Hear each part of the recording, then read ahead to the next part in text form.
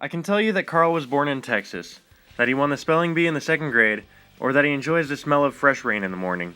But the best way I could tell you about Carl is to tell you about the relationship he had with his best friend Casey. Carl and Casey met back in elementary school, immediately becoming the best of friends.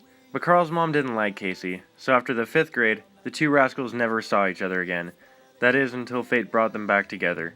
It was freshman year at Rock Solid High School. The two instantly recognized each other, and instantly started creating trouble. They had a lot of time to make up for. It took 2 weeks, exactly 2 weeks, for Carl's parents to move all of his classes away from his pal. Not like that would even stop them entirely. Carl and Casey were clearly cut from the same mold. Casey understood the background Carl had to deal with. A psychotic mom, crazy siblings, drama, threats, and more drama. Carl was forced to wear the mask of an awkward homeschooler who didn't have the clearance for friendship. He spent most of his time hidden in his room, finding solace in novels, comic books, and music, all of which the two shared tastes for. They shared many mutual friends, so they still occasionally saw each other at parties, but when they did, all you could do was bunker down and try not to be blinded by their awesomeness. But eventually, freshman year came to an end, and Casey left. He knew Carl would be okay without him. Well, he thought Carl would be okay. Many years later, they found each other on Facebook, and decided to go on a walk. They ended up taking these walks once a week for a very long time. The only thing special about these walks was that they snuck out at about 1 in the morning, dressed in all black. They would talk, tell stories, do some parkour, run through the shadows like ninjas, and hit the ground every time they heard a car coming.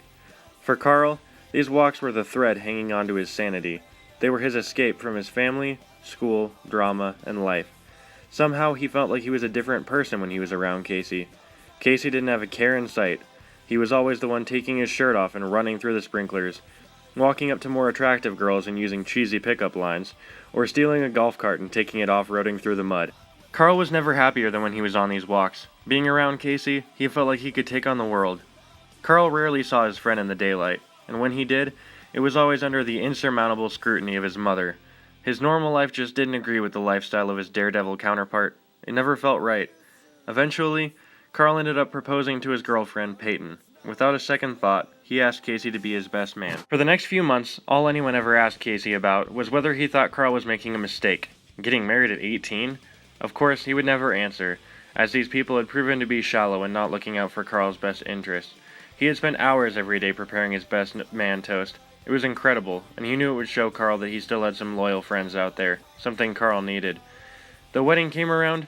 The service was momentous. Carl's vows were beautiful, and the marriage was splendid. Carl and Casey even shared their first dance. At the end of the night, when it was time for the toasts, Carl decided instead to take off early and leave. Carl moved into an apartment with his new wife, got a new job, and never spoke to his friend again.